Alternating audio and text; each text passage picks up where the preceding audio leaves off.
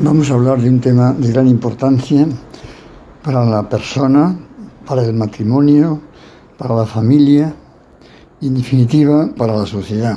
Vamos a hablar de la fidelidad matrimonial y del peligro que existe de fallar a esa fidelidad, incurriendo en una doble vida. El matrimonio sabemos que es una de las maravillas, podríamos decir, inventadas por Dios para la felicidad del hombre sobre la tierra y para la perpetuidad de la especie.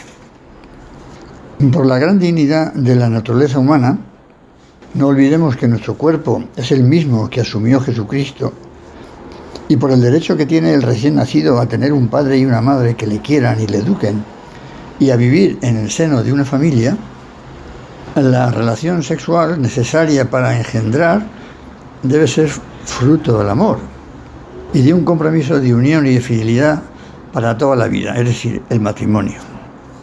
En nuestros días, aunque también se haya dado en otras épocas, vemos que es frecuente, relativamente frecuente, la relación sexual fuera del matrimonio. Y por tanto, la anticoncepción para evitar embarazos y, desgraciadamente, no pocas veces el aborto, cuando los medios anticonceptivos no han impedido el embarazo. Esa mentalidad irresponsable que frivoliza la relación sexual limitándola a un pasatiempo intrascendente, fruto de una pasión lujuriosa que huye del compromiso y por tanto del amor verdadero, puede influir, y de hecho influye a veces también en los casados.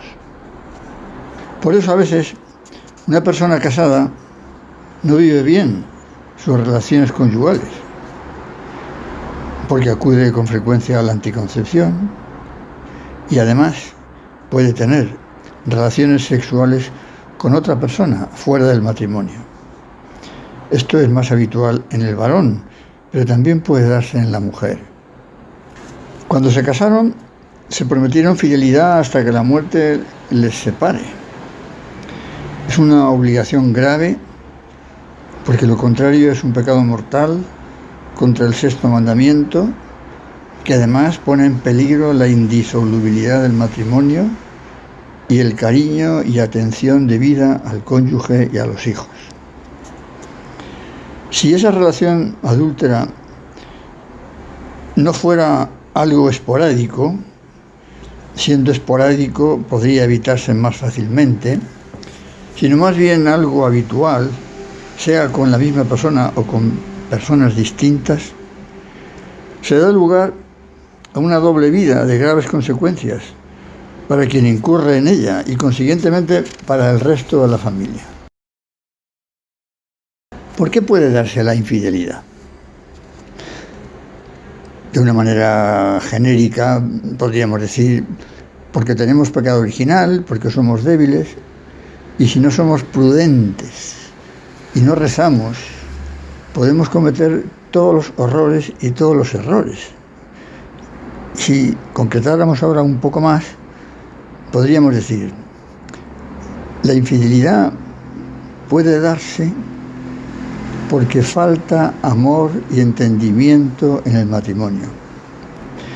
Y se puede sentir la tentación de ceder a los atractivos de una relación extramatrimonial. También puede influir la falta de generosidad para el débito conyugal, que pone al cónyuge, sobre todo al varón, en peligro de incontinencia, de infidelidad. También puede influir, y quizá en la práctica sea las circunstancias más frecuentes, por falta de prudencia en el trato con personas del otro sexo,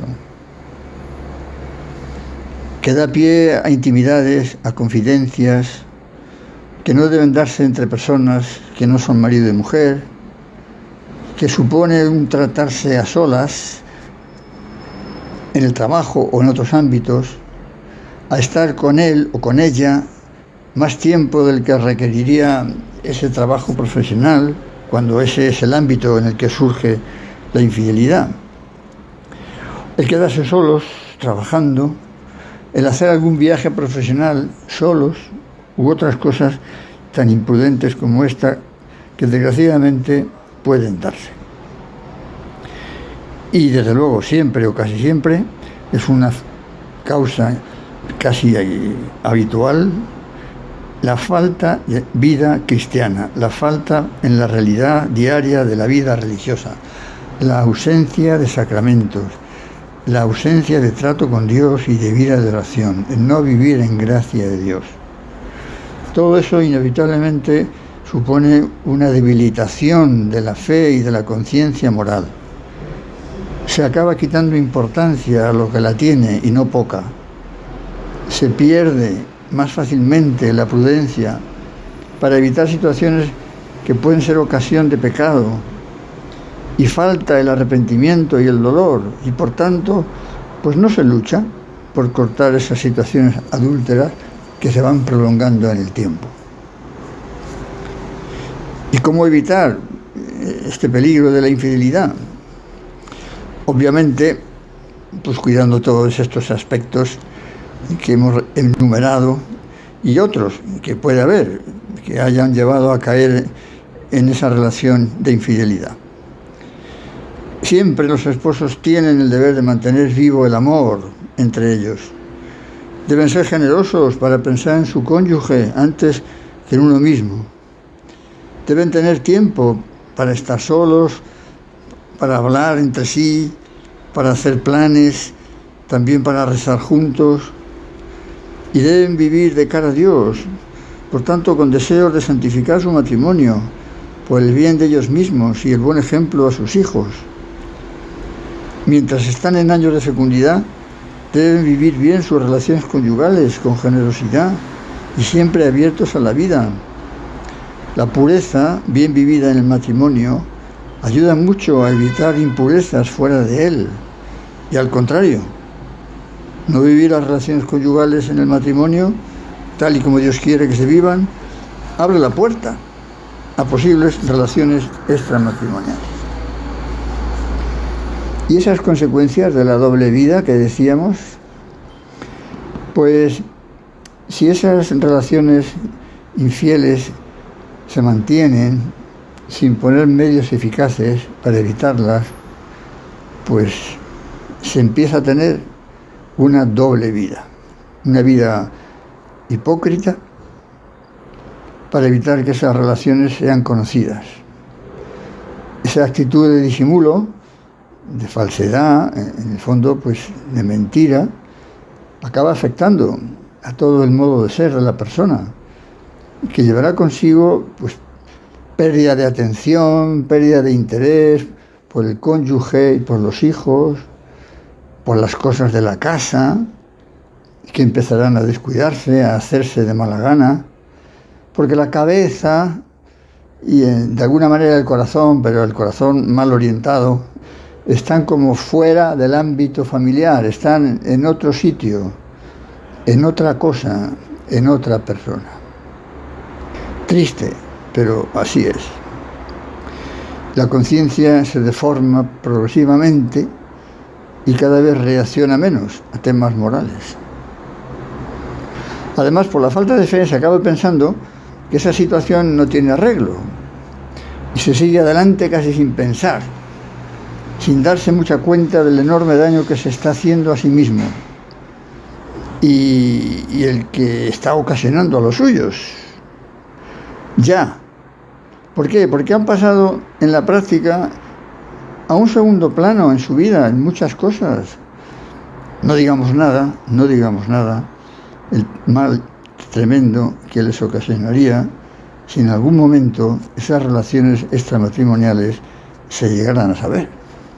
Dios evidentemente las sabe, en último término es lo más importante, pero si las saben también los demás de nuestra familia, entonces eso podría suponer la ruptura del matrimonio, un mal irreparable a los hijos, a otros familiares, en fin, se destrozaría una vida.